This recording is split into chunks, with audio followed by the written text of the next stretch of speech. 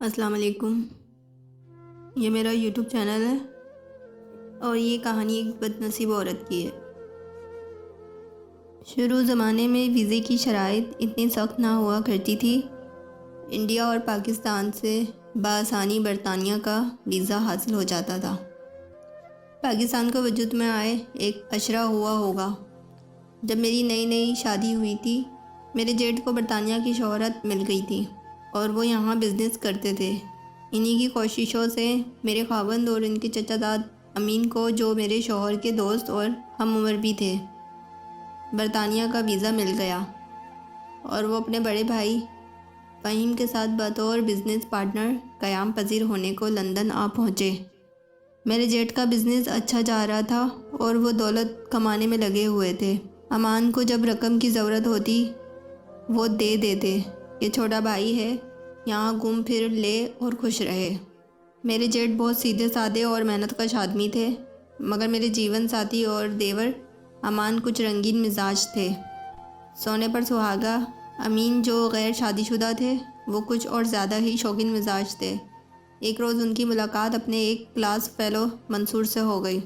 وہ بھی غیر شادی شدہ تھا۔ یوں تینوں کی بیٹھکیں ہونے لگیں۔ ایک روز منصور نے امین کو بتایا، یار لندن میں ایک جگہ انڈیا کی ایک مشہور مغنیہ رہتی ہے جس کے گھر دل بستگی کا بڑا اعلیٰ اہتمام ہوتا ہے۔ اگر تم کو بوریت محسوس ہو تو بتانا۔ انگلینڈ میں مشرقی گائیکی سننے کو ملے اور کلاسیکی رقص کی جھنکاریں ہوں تو کیوں لطف نہ آئے گا۔ یہ سوچ کر میرا دیور امان اور کزن امین دونوں اپنے دوست کے ہمراہ اس جگہ پہنچے جہاں سرور جان کی محفل جمی ہوئی تھی۔ دراصل ان نوجوانوں کو اپنے وطن میں فلمیں دیکھنے کا بہت شوق رہا تھا، خاص طور پر ایسی فلمیں جن میں رقص ہوا کرتے تھے۔ جب یہ سرور جان کے خوبصورت گھر میں گئے، وہاں محفل جمی ہوئی تھی۔ اس کمرے کو بطور خاص حسن ذوق سے سنوارا گیا تھا۔ چاندنی بچھی تھی اور خوشحال رئیس لوگ بیٹھے تھے۔ یہ بھی ان کی صف میں بیٹھ گئے۔ ذرا دیر میں محفل عروج پر آ گئی۔ اس مغنیہ کی آواز تھی کہ جلتا ہوا شعلہ، پاؤنڈز کی اس کے قدموں میں بارش سی ہو رہی تھی۔ یہ بھی سنتے اور سر دھنتے رہے اور بے خودی میں نوٹ اس کے آگے رکھتے رہے۔ یہاں چیدہ چیدہ بازوق ہی آتے تھے۔ تقریباً 3 گھنٹے بعد محفل برخاست ہو گئی۔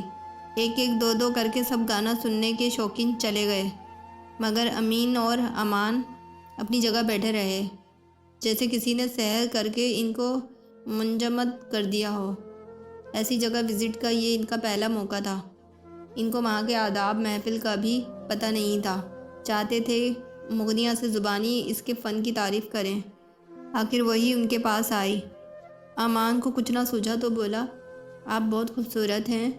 اس بے ڈھنگے انداز پر وہ مسکرا دی اور کہنے لگی، لگتا ہے آپ یہاں پہلی مرتبہ آئے ہیں۔ انہوں نے یک زبانی ہو کر جواب دیا، جی ہاں، اب تو وقت بہت زیادہ ہو گیا ہے۔ سرور جان نے کہا، آپ لوگ کل صبح 9 بجے آ جانا، میرے پاس وقت ہوگا، آپ سے بات چیت ہو جائے گی۔ اگلے دن صبح 9 بجے یہ اس کے گھر پہنچ گئے۔ صبح کے وقت اس کو بغیر میک اپ کے دیکھتے ہی پتہ چل گیا کہ وہ نہ اس قدر خوبصورت ہے اور نہ ہی کم عمر جیسی رات کو نظر آ رہی تھی۔ ان کا دل بجھ گیا۔ آپ بہت خوبصورت ہیں، انہوں نے کل رات اس سے کہا تھا اور آج اس کا جواب مل گیا تھا۔ وہ کہہ رہی تھی، دیکھ لیا آپ نے کہ میں عام شکل و صورت کی ہوں۔ آپ کو خبر ہے کہ میری عمر کیا ہے؟ یہی کوئی 35 کے قریب ہوگی۔ پھر پوچھنے لگی، اچھا یہ بتاؤ، رات تم لوگوں نے گانا سنتے ہوئے کتنے پیسے دیے تھے؟ تقریباً 1000 پاکستانی روپے کے لگ بھگ۔ وہ کہنے لگی، یہ لو اپنی رقم، میں تمہارے روپے نہیں لوں گی۔ تم لوگ یوں بھی پردیسی ہو، دور سے آئے ہو، میری شہرت سن کر اپنے ملک میں کیا یاد لے کر جاؤ گے؟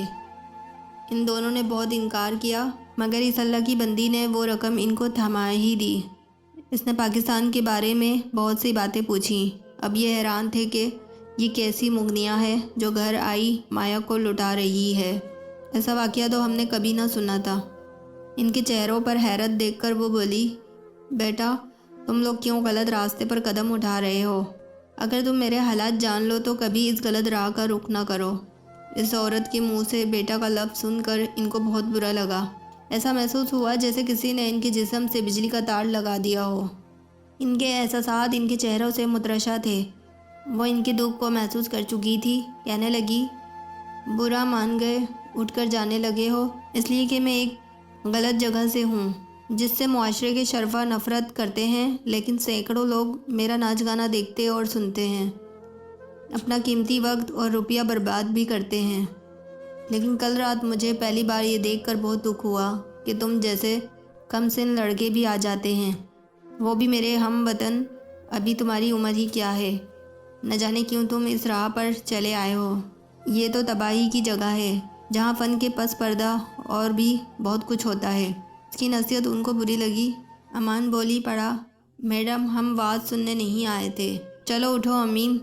یہ اٹھ کر جانے لگے تو وہ بولی، رک جاؤ، تم لوگ یوں ناراض ہو کر یہاں سے نہیں جا سکتے، میں نے تو خود تم کو بلایا تھا، تم میرے مہمان ہو، چائے پیے بغیر یہاں سے نہیں جا سکتے۔ میں کبھی ایسے کسی کو نہیں روکتی، لیکن تم پاکستان سے آئے ہو اس لیے تم لوگوں سے مجھے خاص عقیدت ہے۔ میرے سارے عزیز و اقارب، والدین، بھائی تحریک پاکستان میں کام آ چکے ہیں، کاش تم لوگ میرا حال سن لیتے۔ اچھا بتاؤ، تم دونوں نے 12ویں کا امتحان کب دیا؟ ابھی پچھلے سال، امین اور امان نے یک زبان ہو کر کہا۔ آگے نہیں پڑھنا کیا؟ اس نے پوچھا۔ دیکھیں گے، ابھی تو بھائی کے بلانے پر آئے ہیں۔ اس کے اپنائیت سے بات کرنے پر یہ لوگ بیٹھ گئے۔ وہ پاس بیٹھ کر ایسے باتیں کرنے لگی جیسے بہت دنوں بعد کوئی دکھ سننے والا ملا ہو۔ کہنے لگی، اگر میری شادی مناسب عمر میں ہو جاتی تو آج میرے بچے تمہاری عمر کے ہوتے، مگر میں بد نصیب تو شادی کی عمر سے قبل ہی ماں باپ اور سبھی اپنوں سے بچھڑ گئی تھی۔ ان دنوں میں صرف 13 سال کی تھی جب برِ صغیر میں آگ اور خون کی ہولی کھیلی جانے لگی۔ پاکستان کی طرف ہجرت کرتے ہوئے راستے میں ہمارا قافلہ لٹا۔ میں بدقسمتی سے زندہ بچ گئی، زخمی اور مردہ لوگوں کے ڈھیر میں ڈوبی ہوئی تھی۔ ایک سکھ عورت مجھے اٹھا لے گئی۔ اس کے بعد وہاں سے یہاں تک آنے کی داستان بہت دردناک اور لمبی ہے، مگر دیکھو، جس سرزمین کو پانے کی خاطر ہمارا کنبہ کٹ گیا، اسی سرزمین کے فرزند ہو کر تم کم سن لڑکے اپنا گرا قدر سرمایہ اس جگہ لٹاتے پھرتے ہو۔ یہ میرے لیے بہت صدمے کی بات ہے۔ وہ یہ کہہ کر رو پڑی۔ اس کو اپنے بھائی اور اپنا کنبہ یاد آ گیا تھا۔ وہ دونوں گمسم کچھ دیر اس سوگوار کے پاس بیٹھے رہے، پھر اٹھ کر گھر آ گئے۔ اس روز میرا دیور بہت افسردہ تھا۔ میں نے جب اس سے افسردگی کی وجہ دریافت کی تو اس نے مجھے یہ قصہ سنایا اور کہا، بھابھی، میں اس عورت اور اس کے دکھ بھرے انداز کو کبھی نہیں بھول سکتا۔ اس کے پاس بہت سے لوگ غزلیں وغیرہ سننے جاتے ہوں گے۔ سوچتا ہوں کہ اس نے ہمیں ہی کیوں اپنا حال دل سنانے کو منتخب کیا، اور ہماری ہی شکلوں میں کیوں اسے اپنوں کی شباہت نظر آئی۔ گانا سننا تو کوئی جرم نہیں ہے، اور ہم پہلی بار گئے تھے، لیکن اس سے آگے بھی کچھ ایسے راز پوشیدہ تھے کہ اس نے گوارا نہ کیا کہ ہم اس راہ کو چل پڑیں۔ تبھی اس نے ہمارے قدموں کو روک دیا، اور یہ سچ تھا کہ سرور جان نے ان لڑکوں کو کچھ اس طرح روکا کہ پھر کبھی یہ کسی غلط جگہ نہیں گئے۔ جب بھی ایسا کوئی خیال ان کے دل میں آیا، اس عورت کے آنسوؤں نے ان کے ارادوں کا رستہ روک لیا، اور انہوں نے اس کے بعد تعلیم مکمل کی اور شاندار مستقبل بنانے کو اپنی ساری توجہ صرف کر دی۔ آفرین ہے اس عورت پر جس کو لوگ گانے والی یا مغنیہ کہہ کر معمولی عورت سمجھتے تھے، مگر وہ معمولی عورت نہ تھی۔ اس سبق آموز کہانی سے ہمیں ایک سبق ملتا ہے۔ آپ نے کیا سیکھا اس سے؟ ہمیں کامنٹس میں ضرور بتائیے گا۔ اللہ حافظ۔